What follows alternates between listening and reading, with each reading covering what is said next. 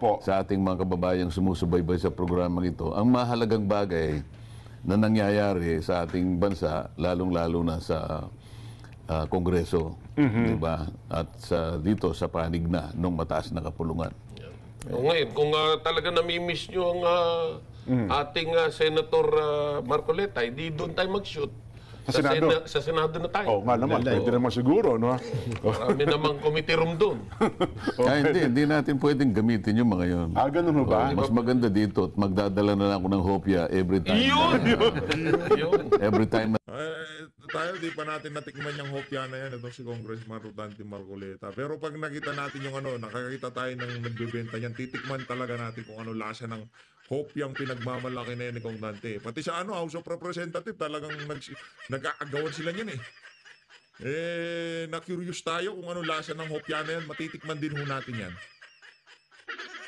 tayo nagpo-program. Basta kung nandito lang ako. Yan. At ako'y masayang nakabalik uli dahil sa palagay ko inabot din tayo ng ilang buwan, 4 na buwan ba o mahigit? Opo, kasi 90 days po yung ating campaign, Kong. 90 days, bali tatlong buwan. February 12 hanggang dahil sa bawal tayong mag-program. Opo. Kaya ngayon lang po ako nakabalik sa araw na ipapahayag ko nga yung aking pagpapasalamat at pagtanaw ng utang na loob sa ating mga kababayan. Napakarami pong mga kababayan natin na tumangkilik po sa atin. Dami. At saka ngayon ko lang Napakarami hong mga volunteer, napakaraming tumulong dito kay Kong Dante. Di lang naman sa akin, mag-isa mga kandidato nitong si dating Pangulo Rodrigo Duterte. Kaso nagkataon lang ho talaga na talagang hindi pinalad yung iba nating mga kandidato. Ano ho yan? Yung ika nga yung pagiging senador sa kanila, yung hindi nila pagkakahalal, di naman ho talaga kawalan kagaya dito kay Atty. Vic. Sa totoo lang, maganda ang karera niyan, maganda ang niya, ika nga yung meron siyang trabaho, no? Pero yung nanghihinayang ho tayo doon sa kaya niyang maihatid sa sambayan ng Pilipino. Kaya si Atty. Jimmy Bondoc, si Pastor Apollo Kibuloy, hindi naman talaga kawalan eh. Abogado na yan eh. 'Di ba? Si Pastor na yan, laki ng kongregasyon yan. Kumbaga meron lang ho talaga silang gustong ibahagi na kanilang kakayahan, yung yung mga plano nila, yung mga pangarap nila sa ating bansa. No, hindi pinalad. Ganun ho talaga. Hindi naman natin, ika nga, lagi natin sinasabi dito sa PH Update. Marami tayong gustong mangyari sa ating mga buhay na hindi ho lahat makukuha natin. No, hindi lahat. Merong mga bagay na may papanalo natin, meron namang mga bagay na kahit na anong gawin natin, hindi tayo mananalo. No?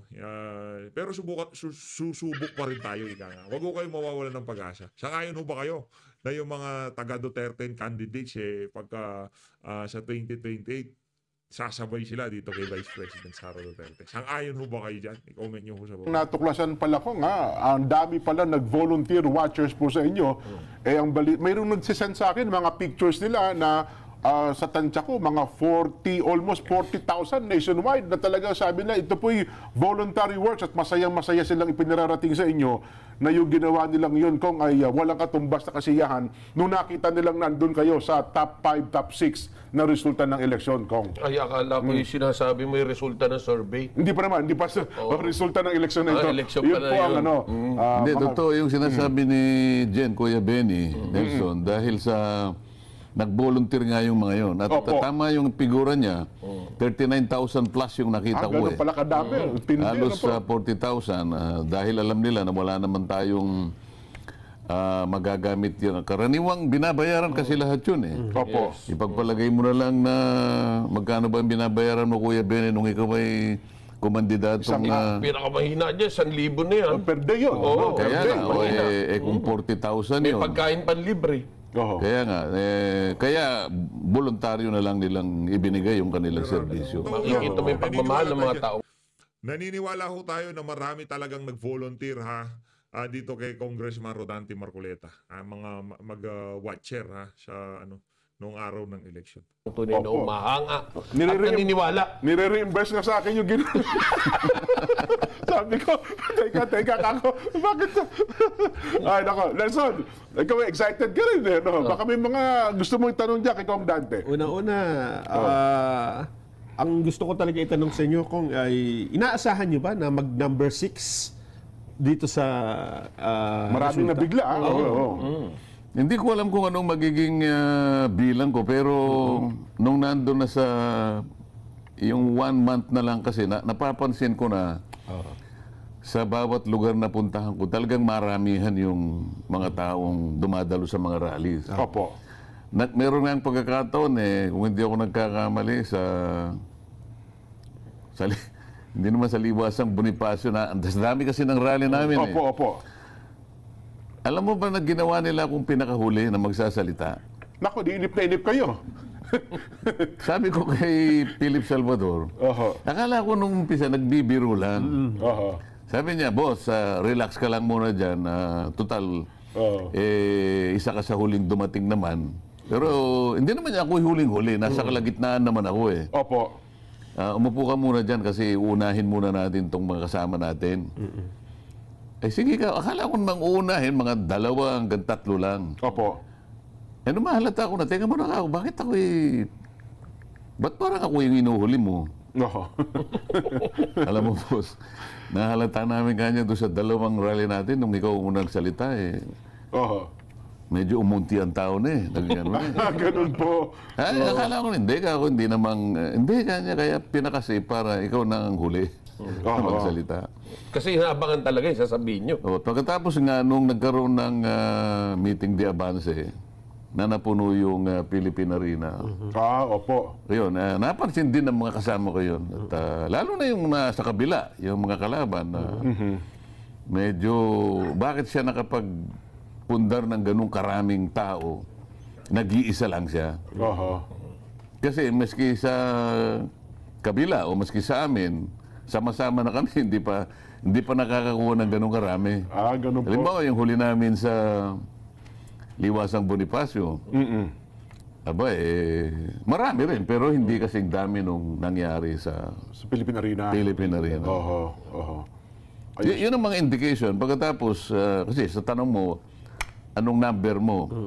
Hindi ko mapiho, pero sa tingin ko, dahil pagka nagrarally, pagkatapos ng rally, bababa kami, hindi ako makalabas yung sasalubungin ka ng mga tao. Dinudumog kayo ng tao. Bakit gano'n na lang yung makakamay lang, makapag-selfie lang. Hindi dating nangyayari sa akin yun Opo. Hindi nangyayari sa akin yun. Marami rin, pero hindi gano'n nakasidhi yung ano. Habang papalapit yung... Ngayon sabi ko, teka muna, ang nakikita ko parang marami nang gustong bumoto sa akin. Yun ang naramdaman ko, Kuya Benny, Iba na yung nararamdaman kaysa sa nakikita ko sa survey. Kaya pinagtatawanan ko lang yung survey. Ganun ho ba? Hindi talagang mula noon sabi ko. Bro, talagang di ko naniniwala yung siguro. Pag naman tayo naman, di ko tayo naniniwala sa survey kahit nga dyan sa latest election. Malamang sa malamang, karamihan doon sa mga kasama ni Kong Dante dyan sa PDP, marami dyan ninakawan ng boto. Siguro, malamang. Pwede. Kasi isipin nyo yun nga, Senator Bongo, iboboto nyo siya dahil sa malasakit. Pero itong Senator Bato, pagka binoto nyo yan, kasi dahil boboto nyo, ang dahilan sa pagboto nyo kay Senator Bato, dahil sinusuportahan nyo si dating Pangulo. Tama, mali? Ngayon, kung sinusuportahan nyo si dating Pangulo, kaya iboboto nyo si Senator Bato de la Rosa, isusunod nyo dyan si Senator Philip, itong si Atty. Jim Bondoc, Congressman, Senator lahat tuloy siya. Attorney Rodriguez at itong si Pastor Apollo Kibuloy. Dapat ganun Kaso hindi natin nakita yung ganong klaseng pattern. Ibig sabihin, meron talagang problema. Okay, hindi na natin isasama Senator Bongo kasi malasakit nga Yung name recall niya, malasakit Bongo. Diba? Ganun yun. Senator Bato de la Rosa. Maraming re-electionist na inendorso nitong si dating Pangulo Rodrigo Duterte noong 2019. Kagaya nitong si Tolentino. Nasaan nga si Tolentino? Di man lamang ata siya nakapasok sa Magic 15. Hindi man siya makapasok doon. O hindi man siya nakapasok pang labing lima o basta malalim siya. Ibig sabihin, dapat kung binoto ng mga kababayan natin taga-suporta ni dating Pangulo Rodrigo Duterte, ito si Bato de la Rosa, malaki ang tsansa na yung mga botante na yon susuportahan din yung mga kandidatong inendorso ni dating Pangulo Rodrigo Duterte. Kaso yan si Senator Marcoleta, mabigat po talaga Special mention siya kay Tatay Digong Senator Robin talagang nanawagan siya sa mga Muslim na talagang isama itong si Senator Marcoleta. Mga supporter base nito si dating Pangulo Rodrigo Duterte. Hindi yun natin inaano yan hindi yun natin sinasabi dahil sinuportahan siya ni Tatay Digong. Hindi ho ganon. Hindi naman ho ganon mga taga-suporta ni Tatay Digong. Kung ano lang yung tama, kung ano lang yung totoo, yun lang yung sinasabi natin dito. Una, ang pinakauna, sinuportahan ho siya ng INC. Malaki yung bulto ng mga taga-suporta, mga miyembro ng INC. Pagka kinarga ka niya, sigurado meron ka ng siguradong boto. Mamaya pag-usapan natin yung kay Bong Revilla kung bakit di siya nanalo kahit dinala siya ng INC. Itong si Senator Marcoleta, dinala siya ng INC. Nanawagan itong si Senator Robin sa mga Muslim na gawing number 1 itong si Kong Dante. Matindi ho yung panawagan na yun. Lagi ho siyang special mention dito kay dating Pangulong Rodrigo Duterte. Itong si Congressman Rodante Marcoleta. At yung talagang supporter base na itong si PRRD, yung mga nagmamahal kay PRRD, talagang solidong sinuportahan yung si Kong Dante. Sino pa? Yung mga kababayan nating OFW. Kaya nung nakita ho natin yung figura sa pinaka-latest na resulta ng 2025 midterm election, di ho tayo nagtataka kung bakit naging ganyang kalaki ang boto nitong si Senator Dante Marcoleta. Pero yung ibang mga kasama niya, medyo nakakaamoy tayo ng medyo malansang galaw nitong si George Garcia diyan sa diyan sa mga naging resulta niyan kay Pastor Kibuloy, dito kay Senator Attorney Vic Rodriguez, Attorney Jimmy Bondoc. Medyo hindi umalinaw sa atin yung nangyaring resulta dito sa mga kandidato na to. Nagkaroon talaga ng dagdag bawas sila. Bigo, dati hindi naman ako naniniwala talaga. Pero nung nararamdaman ko na, kasi yung nagsasurvey naman, hindi nila nararamdaman yung nandun ka eh. Isa man sa mga tinanong siguro, kung ilang libo man yun, palagay mo 1,500. Nandun kaya sila sa punto na pagka yung bababa ka na sa stage, halimbawa, sasakay ka sa sasakyan. Kulang na lang na meron pang tumutok-tok sa sasakyan ko. Ganun, no? Ngayon, nakikita ba nila yun? Napipil ba nila yun? Kaya sabi ko, palagay ko ako mananalo ako eh. Hindi ko lang alam kung anong number ako. Pero ang damdam ko sa sarili ko, medyo mataas yung number, Jen. Ayun. Hindi, kasi kahapon... Ganun ang naramdaman eh. Kasi kahapon nga po, tinalakay namin, nagpakita naman kami ng ilang mga ebidensya, pinagkumpara-kumpara natin kung ang pinakamataas nyo po doon sa dalawang malaking survey, 17 hanggang doon sa kahuli-hulihang survey nila. Na yun ay Mayo na. Ayun, Mayo na yun. Huling linggo na lamang ng kampanyahan yun, na para bagang ang dating, malabo talaga. Kung baka doon kayo sa 12, ayun po ang kanilang projection. At mayroon pa mga analyst, political analyst, sinasabi, hindi, malabo yan. Yun naman ang yung suporta ng iglesia, maliit lang yan, hindi makapagpapanalo kay Kong Dante. Ganun po ang analyst, ang pagpipresenta nila sa taong bayan, Kong nasa sa kanila yon. Pero yung nararamdaman ko kasi, hindi pwedeng ipagkamali yun eh. Hindi naman, ala naman akong daladalang perang ipinamimigay, kaya ako hinahamol eh. Isa pa po yun, no? Natin yan tayo ay makakapagpatotoo niyan. Noong dumalo yan diyan sa isang lugar sa Pampanga, narinig natin ang pagsasalita niya si Congressman Rodante Marcoleta. Di ba ganito? Dating, salita, alis. Wala hong maraming yan. Wala naman yung tipong tatambay siya, magbibigay siya ng kung ano. Wala ho. Darating sa venue, magsasalita, lalatag ng plataforma. Pagkatapos, baba sa stage, lipad na naman sa ibang lugar. Di ko kagaya ng mga kandidato ng pagkasenador. Na maghapon sila doon sa iisang venue dahil nga naman ginastusan nila ng milyon, di ba? Milyon ho. Doon pa lang sa sound system, sa mga stage. Yung taga-alyansa, pangalanan na natin. Diba? Nakita nyo naman ng mga kababayan, maghapon ho sila sa iisang venue. Pero itong si Kong Dante, yung niya, rat-rat kung tawagin rat-rat yung pangangampanya niya. Dumating si Kong Dante, nagsalita. Pagkatapos ng pagsasalita, baba siya kagad, nasa entablado, sakay sa sakyan, lipat na naman, ibang lugar na naman. Wala hong bigayan ng kung ano-ano, walang abutan. Wala akong walang pakimkim na pinamimigay. Sana man lang kung may pinamimigay ako ng kahit hopya lang, kaya ako hinahabol. Hindi.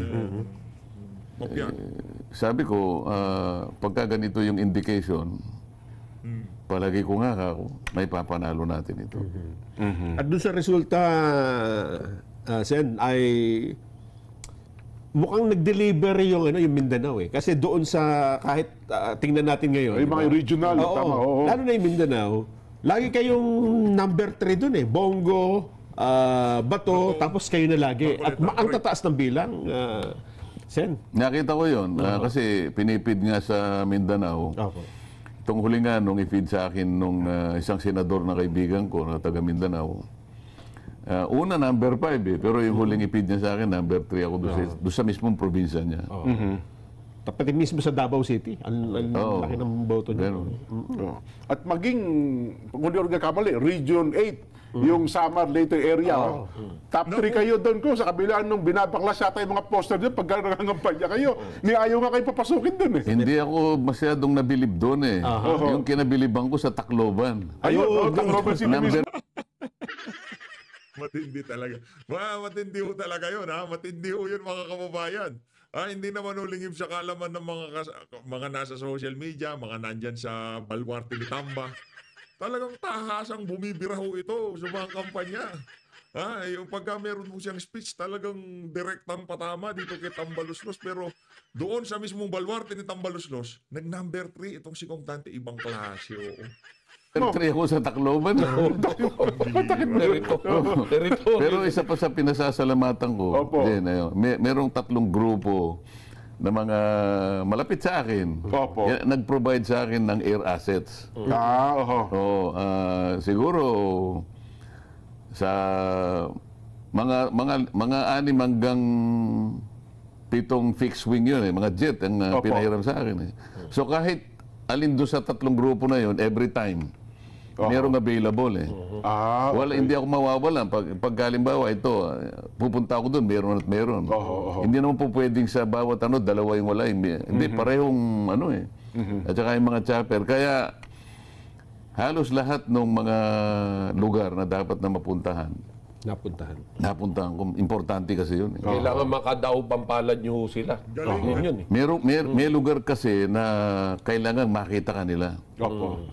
Yung makita ka lang, sapat na Lumalabas na sila, importante sa iyo. Kaya yung pinakahuli, yung May 10, Nelson, May 10, yun ang pinakahuli. May 11, linggo. Davao del Sur pa ata kayo doon ko. Pinuntahan ko pa yung Digos. Ayun, opo. Oo. So yung huling biyahe ko, sabi ko doon sa isang barkada, meron pa tayong fixed wing dyan. Meron pa boss, saan ka pupunta? Diretso kakuha ko ng Digos. Ayun.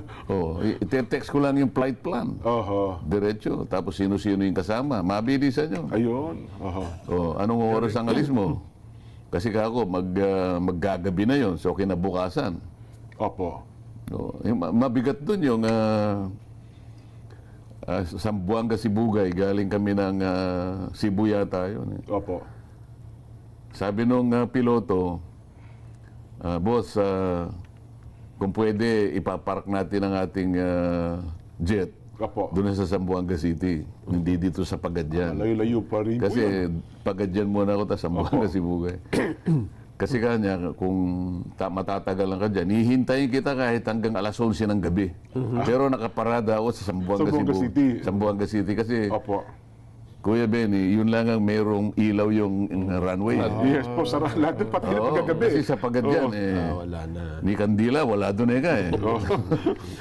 So, ang mangyayari, pag nasa Zamboanga, Sibugay ka, hindi ko naman alam ang distansya Mula pala sa Zamboanga, Sibugay, hanggang Zamboanga City, 3 oras at Malayo kalahati pa po pala yun. yun. Opo. Kaya talagang inabot ka, mabuti na lang, hihintayin ako hanggang 11 ng gabi. Okay naman maski sa Cebu, Davao, ganun din naman Kaya lang, nagsasakripisyo ka talaga. Matulog ka na lang sa aeroplano kung kaya mong matulog. Mayroong pagkakataon dyan, 2 oras ang tulog ko, 1 oras. Kailangan mong gawin. So, palagay ko yan naman nagbunga naman yung sakripisyo natin. Kasi kailangan makita mo yung mga tao. Ang isa pa dyan, Benny, na nakita naming resulta ay yung sa local absentee voting.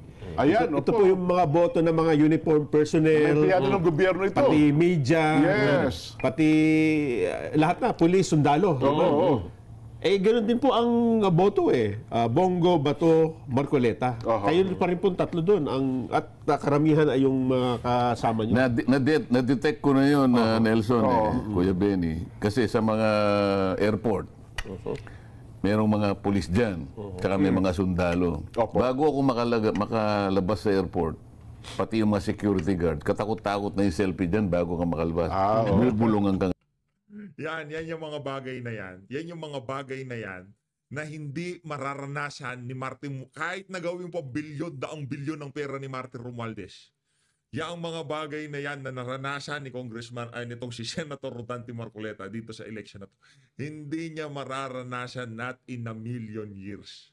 Hindi ho niya mararamdaman ng ganyang pagmamahal ng sambayan ng Pilipino sa kanya. Yung ipinakita ng ating mga kababayan dito kay Kong Dante, hindi ho mararamdaman yan ni Tambalus. Hanggang pangarap na lang ho ni Tambalus-Lus yan. Di ba?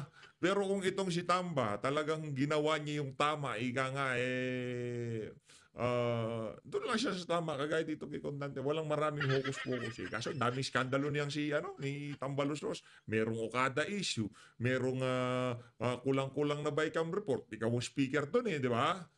Marami ho siyang bagahe kung tawagin. Kaya malabo ho talagang mangyari ang nangyari na yan. Na-experience si Kong Dante. Ano yan?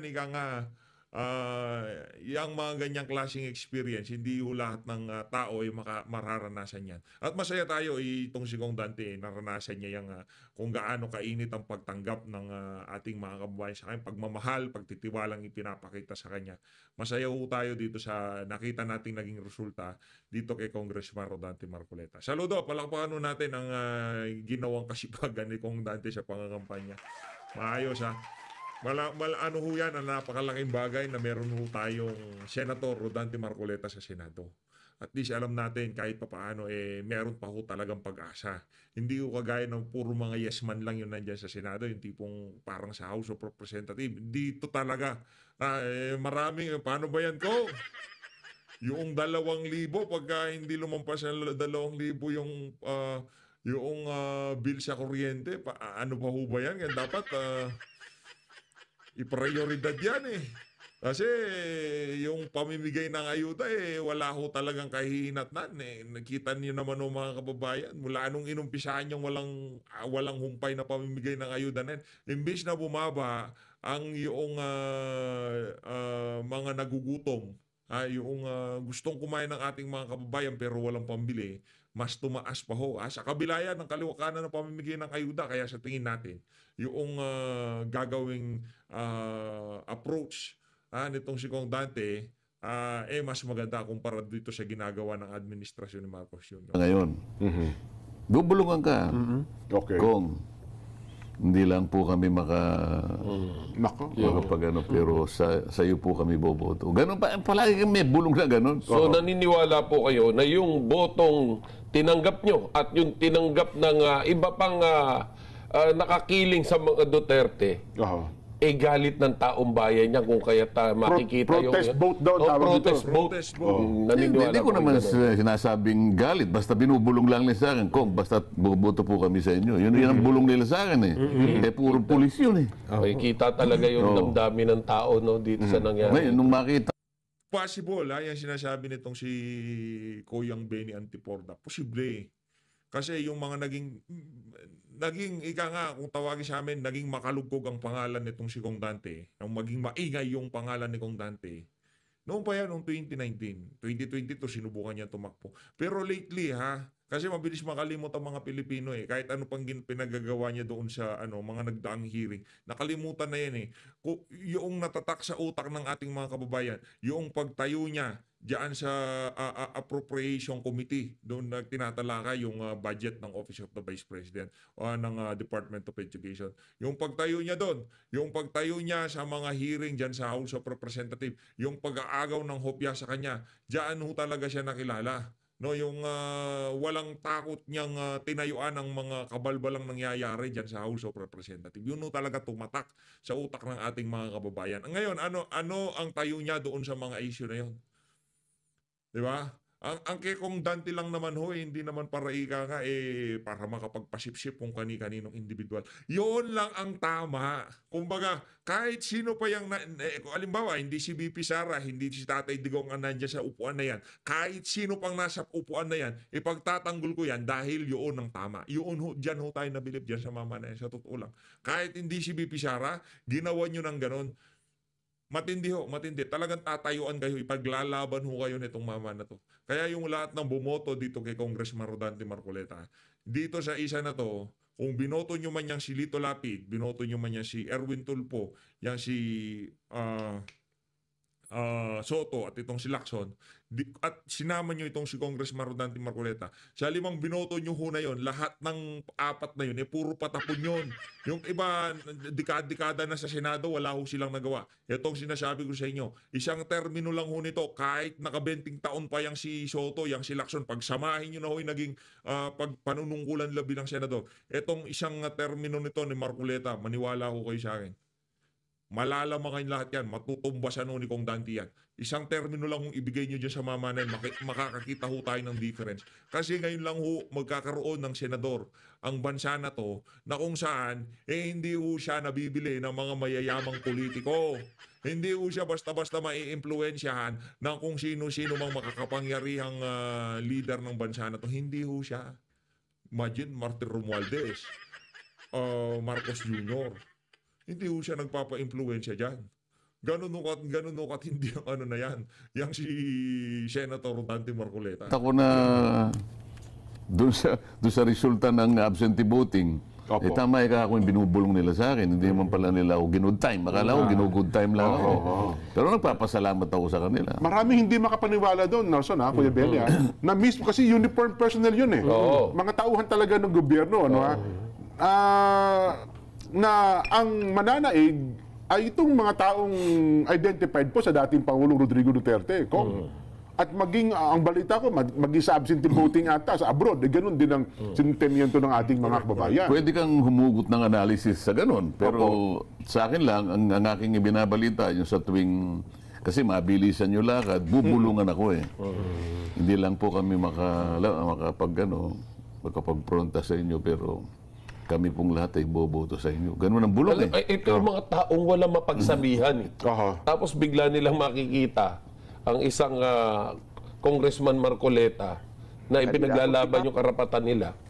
Siyempre bubulong talaga yan. At, yun ang bugso ng damdamin. Yung bugso na ng damdamin. Meron pang isa yung senaryong gustong-gustong nakikita ni Jen. At gusto nga ni Jen siya yung nandoon Ano yan? Ano ito? Kapag yung maramihan na nagpapaselfie na mayroong umahalik sa akin na matatandang mga babae. Yun ang talaga mapagmali. Sabi ni Jen, okay na po sa akin yan kung kahit na po ako, basta't makasama nyo lang ako sa ganito. Malay nyo, may makahalik din sa akin. Meron talaga yun din, hindi mawawala yun, yung maramihan. At saka yun po yung deciding group na yung mga matatanda para makumbisi mo yung mga yan. Yung mga bata kasi, madali pero yung matanda, sabihin yung mga may edad, para ikaw iyakapin, salubungin, at saka iba yung pagkilala, ay iba ang dating nun, Kong. Iba po yun. Makikita mo naman yung nagpipilit na mahawakan ng kamay mo Tsaka yung selfie kasi importante sa kanila Talagang tulakan yung kung minsan. Tulakan na doon ko unang nakita na mukhang mukhang marami, parang may groundswell na nararamdaman ko yung groundswell. Kaya sabi ko, check, may laban tayo dito. Well, ngayon, nung ipasya nga tayo ng INC dyan, na napakalaking boost sa akin yun. Na, alam naman natin, hindi natin may kakaila na isa yun sa naging bahagi, siguro, ng talagang kinailangan para i-push talaga yung aking kandidatura dyan. Nako. At least ngayon, Kong, andyan na po yan, naharap na tayo. Sabi nga po namin na nakaraan seryoso ang problema ng bansa natin. Sa lahat ng aspeto, Kong, kailangan po nila ng mga seryosong mambabatas mula sa Senado at saka sa Kamara. Narinig namin ang inyo po mga pinangako sa kanila. Siguro masasabi natin, ano pong gusto nyo sabihin sa ating mga kababayan, Kong, na unang seryosong problema na pwede kaharapin niyo po bilang senador na ng ating bansa? ang unang-unang nakita ko, at yan ay pinapahayag ko sa lahat ng rallies na pinupuntahan natin. Dahil nga sa napakalaking problemang pang-ekonomiya, yung pangkabuhayan talaga. Isip-isipin mo na 27% ng ating mamamayan ang magsasabi na nakaka-experience sila ng involuntary hunger. Mabigat yun eh. 27%. Opo. Sa bilang natin, Kuya Benny, 118 million Filipinos. Gaano kalaki yung 27%? So almost 30 million yan, Kong. Mahigit. Kulang sa 40 million yun Ayun, na magsasabi na gusto niyang kumain, hindi siya makakain. Hindi dahil sa masakit ang ngipin niya, kung hindi talagang wala siyang makain. Involuntary hunger. Ilang magulang ang papayag doon. Matatanggap mo yung sitwasyon na yun. Hindi makakakain sa tamang oras ang pamilya mo. Masakit yun. Yan importante. Kailangan masubsidize talaga ang mga magsasaka dyan. Ayun, opo. Saan mo sila isasubsidize? Doon sa inputs, doon sa farming inputs, halimbawa, palagi ko sinasabi na, ito, si Kuya Benny, galing sa irrigation ito. Ayan, opo, oo. Kapag yung pataba kasi, napaka-importante sa panig natin. Masasakripisyo yung ani mo per hektar kapag pag binawasan mo yung 8 bags ng Pataba. urea, yung pataba. Opo. Magkano ang isang bag ng Kuya Benny? May data ka pa ba? Yung pataba, 8 bags sa loob ng yung isang hektarya. Sa pinakahuling bilatan ng Nelson, mga 2,000 Nelson yung pataba, no? Hindi, palagay 16,000. Wala man mangungutang pa yung tao. Ngayon, alam mo, sinakripisyo niya, 2 lang o 3 bags lang. Yung productivity ng farm niya, wala talaga eh. Opo. Hindi niya may produce yung tamang produce eh. Kasi hindi naman dumadami yung sakahan mo, umuunti yan. Yung pressure ng population mo, di ba? Lalo na ngayon, pati paggamit ng lupa, hindi pa naitalaga yung mga tuntunin dyan. Opo. Kailangan ganun ang gawin natin. Pag napataas mo yung productivity ng farm natin, doon lamang tayo makakarating doon sa food sufficiency. Food sufficiency pa lang, hindi security. So sa madaling salita po, ang isang bag, ang alam ko, nung medyo involved pa tayo sa agriculture, pumapalo ng mga 2,300, 400. Per 2,000 talaga, tama, Ganun. Pwede namang halimbawa sa pagsasubsidize niyan, para hindi na masyadong mataas yung presyo. But hindi na lang government to government kasi yung importation. Para sa ganun, wala na yung traders eh. Pangalawa, habang ako'y nangangampanya, may kasama akong isang grupo ng mga nagbebenta ng organic fertilizer. Opo. Talagang kinakasangkapan namin yung mga kooperatiba ng mga farmers. Nagsimula sa Laguna, nakarating hanggang Leyte at saka yung Samar. Itong tatlong ito. Ako rin nabigla na pwede rin palang mangyari yun eh. Meron silang organic fertilizer. Kapag kayo nang ginamit, 2 bags na lang ng urea ang gagamitin. Hindi naman buong mawawala. So imbes na 8, magiging 2 na lang. 2 na lang. Isipin mo yung tipid. Pagkatapos, yung yield niya, magti-triple. Ngayon, dahil napatunayan namin sa Laguna, nung kausapin namin ng cooperatives, payag ba kayo, sabi ko. Kasi nga, ang pinagmumulan ng usapin dito yung pabiro na 20 pesos per kilo. Na hindi naman nangyari talaga pangako lang Pangako lang, pero hindi nangyari. Ngayon, sabi ko, pwede bang gawin natin kapag na-harvest na ninyo ang inyong pananim, yung 20% nun,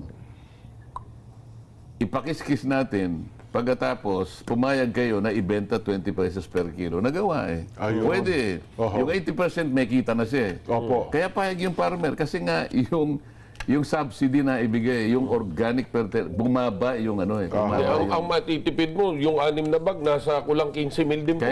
Kaya pumayag siya yung 20% ang isakripisyo niya para sa bayan. Nakapagbenta 20 pesos, hindi nga lang maramihan dahil nagsimula lang sa 20%. Pero kung yung konsepto na yon ay may papapagit natin. Iba-ibang pamamaraan At the same time, isasubsidize ng gobyerno. Pagkatapos i-cluster natin ang farming. Para sa gano'n, yung patubig natin, Kuya Benny, hindi naman kailangan maramihan ng patubig. Opo. Gumamit na lang tayo ng 7 hanggang 8 probinsya na pwedeng pagkunan ng pagkain natin. Ayun, oho. Doon na nako-concentrate lahat ang programa ng gobyerno. Mapa-fertilizer, mapa-pesticidyo, insecticide, irrigation. 8 probinsya na lang halimbawa. Oho. Bakit 80 pa yung probinsyang tatamnan mo, ikalat-kalat ang inputs? Oho. Ngayon, ma-address natin ang tungkol sa pagkain. Unti-unti, hindi ngayon. Walang gumagawa nito eh. Sa labat yung ano. Ang gusto, ang isa-subsidize yung mismong bigas. Kaya nga nagkautang-utang na tayo eh. Saan tayo pupunta pagka gano'n ng programa? So, pagkatapos natin, banatan natin ang kuryente, Kuya Benny. Ayun, yan ang meron. sinasabi kong palagi. Yun ang dalawang magka-partner yan ko. Nakapagka sa lalong madaling panahon nasolusyonan. Sa tingin Halimbawa, ko, sinabi ko sa mga kasama ko, Kain at kuryente na to, mga kaibigan, talagang matindi na yung dinaramdam ng ating nagdurugo na yung bansa natin. Opo. Tanggalin natin ang 12% VAT sa kuryente. Nako. Oho. Bagsak ang presyo. Oh, 12% na Papayag ba mababatos. yung Department of Finance yan? Baka energy. Bakit kailangan ba siyang pumayag? Siyempre, Kunwari, ikaw ang Department of Finance. Opo. Bakit hindi ka papayag? Sasabihin ko sa iyo, Mr. Secretary of Finance, Antiporda, Opo. originally, ano bang nakasulat sa EPIRA? Meron bang VAT? Wala, zero. Ibalik natin doon. Yun ang original eh. Yung Yun ang original batas na provision, wala, zero VAT eh. Ganun ba? Pinilit na lang, naging 6, tapos naging 12 eh. Oho. Ano ba nakasulat sa primary objective? Opo. Basahin mo section 2. Affordable ata. Abot kayang presyo. Oh. Ano ibig sabihin ng affordable? Abot Mahal. Hindi po. Mura. Abot kayang. Alin ang susundan mo? Yung batas o yung iniisip mo? Ayun. Nako. Bakbakan. Yan ho yung mga tanong na hindi nasagot ditong si Tito Soto. Katagal-tagal niya na. Pag nagsalta, akala mo galing-galing, no? Dito ho mga kababayan, nakita nyo kung paano sumalansan itong si Kong Dante. Hindi ho kayo makakaisa dito sa mama na to. Papunta pa lang kayo. Nako. Tayo ang gusto mo. Hindi, pero ang sasabihin naman nila dyan ko, hindi, kapag binawasan natin dyan, marami ring pinaglalaan ng proyekto. Ang mababawas ko, mawawalan Hindi din ko ang... naman sinasabi na Opo. hindi ka gumawa ka ng ibang paraan. Pero okay. dito, wag kang dito kukuha. Huwag mong ipilit yan. Huwag mong ipilit, gumawa ka doon. Oho. Problema mo kung saan mo kukunin. Kasi nga naman, nasa sinasabi batas ko sa'yo, pala yun, no? ilalaban ko ito yung batas. Hindi kasi basically, when it comes to sa industriya natin, kuryente talaga, napakamahal. Ayo. Sino nga ang pupunta rito, Kuya Benny? Ikaw, negosyante ka rin. Napakataas ng kuryente mo. Halimbawa, teka muna. Halimbawa, ikaw ay planta ng yelo. Magkano yung production cost? 75% sa kuryente. Totoo. Nako. Pero pag binaba mo yan, inalis mo yung 12% VAT, ang daming cold storage na kailangan dito sa bansang ito. Kinakailangan marami tayong mailagak, maipundar lahat natin ng kamatis, ang lahat ng ating sibuyas, lahat ng nabubulok, ilagay lahat sa cold storage. Para sa ganun, hindi nasisira. Maging pera. Magtatanim ng kamote itong dalawang ito. Magtatanim na. Mabubulok lang kasi sabay-sabay sila nagtanim eh. Ilagak natin sa mga cold storage. Ang daming pupunta ritong negosyante. Ang daming magtatayo ng pagawan. Dadami ngayon ang trabaho. Madadagdagan ang kita ng mga mamamayan. Ngayon, nakakahabol ba yung karaniwang kita ng mamamayan sa taas ng presyo ng bilihin? Oo nga po noon. Last month, basahin mo yung dyaryo. Bumaba raw ng 1.5% ang inflation. Bumagal nga raw po. Tinanong ko sa Nandun ako sa Liwasang Bonifacio. Mga kababayan, yung dyaryo po ngayon, kung nabasa ninyo, bumagsak daw po ang presyo ng bilihin ng 1.5%. Naramdaman niyo po? Hindi! Sigaw na Nasabi ko pala, naramdaman. Hindi po, kanila kagad eh. Nako. Paano mararamdaman? Yan ang sinasabi ko. Bakit di ba natin kaya? Kaya natin gawin. So kung gagawin pala ko, meron naman palang madali ang solusyon eh, no? Kailangan na pala... Political will. Ito, example. Kuya Benny, ilan bang kilowatt hours ang kinukonsumo ng ating bansa sa loob ng isang taon? Naku, wala kaming idea niyan ko. Kayong tatlong mga magagaling dito. Malaki po, malamang ko malaki yan. Ilan? Magkano? Wala kaming idea niyan ko. Kuwentahin natin, ilang kilowatt hours ang Magaling talaga. pangkalahatang konsumo, lahat ng mamamayan sa loob ng isang taon. Itatanong ko po yan sa Senate Committee on Energy. Kaibigan nyo kaya May Benny yun? kaibigan ako, si Google. Hindi, si Senador Rapi. Ginugoogle niya. Ayan, sige. Meron ka na? Hindi lang po. Nag-iisip pa. May kaibigan ako si Google eh. Ganun ba? Natalo lang eh. Natalo nung eleksyon. Wala, mabagal mag-isip din itong... 110 terawatts. Yan. Ibig sabihin yan, 110 billion kilowatt hours. Oh. Okay. Terawatts ang sinasabi niya. Terawatts hours. 110 billion. I-multiply sa 10 piso na lang para tayo madali. 10 piso ang rate ng kuryente. Si Kuya Benny naman ko 12%. compete yan. Yan, sige. 12%. 1 trillion 100 billion. Marami. 1 trillion 100 billion times 12%. Kasi ba't Si Kuya Benny ang maliwanag na lang sabihin mo 130 billion pesos. Yan ang nakolekta niya. Yan ang kolekta niya. Sa BAT. Di budget. 120 billion per annum. Magkano yung pinamimigay nilang ayuda? Depende po. Yung Hindi, pagka pinagsama-sama natin, Ilan ang ayuda, Nelson? 5 po yan 5. Sige. 5 AX, MAIP. Teka pa. Wala pa tayong box populi. Baka tayo nagagalit. Sige ng po, mga tapusin natin yun. Mabibitin tayo ko. Yung punto na yan. Maganda yung bagay na yan ko. So sabihin na 5, mga... Alin-alin yung ayuda ko, Kuya Benny? Tupad. AX. AKAP. MAIP. MAIP. Ano pa isa? 4 piece. 4 piece. Yan. Yung total ng 5 na yan, 194 billion. A year. A year. Opo. Ito yung nakabudget ngayon, 194. Ganon din nakaraan. Ngayon, 130 billion yung ano mo, yung yung sa 12% VAT mo ng kuryente. Yung bang 194 na ibigay lahat sa tao yun? Sabi po nila. Kinolekta mo pero pinamigay mo rin eh. Opo naman. Pinamigay mo rin eh. Tinatanong ko sa lahat ng lalo na kapag malaki yung rally. Alam ko po na kayong lahat ay nabigyan naman ng akap. Hindi po. Talaga yun po nga hindi po.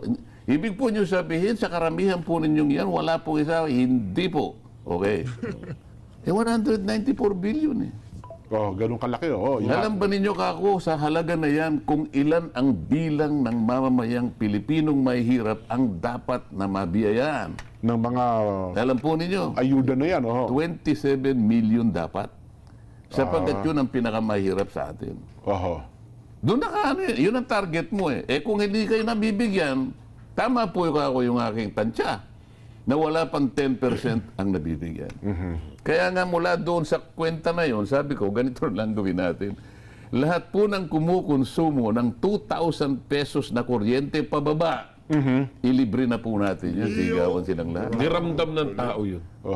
Ramdam nung Kasi mahirap kapag talaga. ginawa po natin yan, 27 million ang mabibiyayaan. Lahat makikinabang. Lahat makikinabang. Ang problema naman po, yung mahirap, sa dilang mahirap talaga, naka-jumper yung kuryente. Ano mo naman? Hindi, basta yung sa resibo, yung 2,000 pababa. 2,000 ang binayaran. Yung naka-jumper ang kuryente, kaya nga alisin natin yung System loss. System loss. Maraming paraan nga eh. Sabi ko, pag ganito ang ginawa natin, 27 million kaagad ang nabibigyan. Hindi kagaya ngayon, nagko-complain kayo, hindi pala lahat nabibigyan. Wala pang corruption, sabi ko, sapagkat diretso sa inyo. Wala pa nga ako magpapapogi ngayon. Na din pinadadaan sa ako sa politiko, nakakala mo sa kanila galing itong perang ito. Di masaya tayo lahat.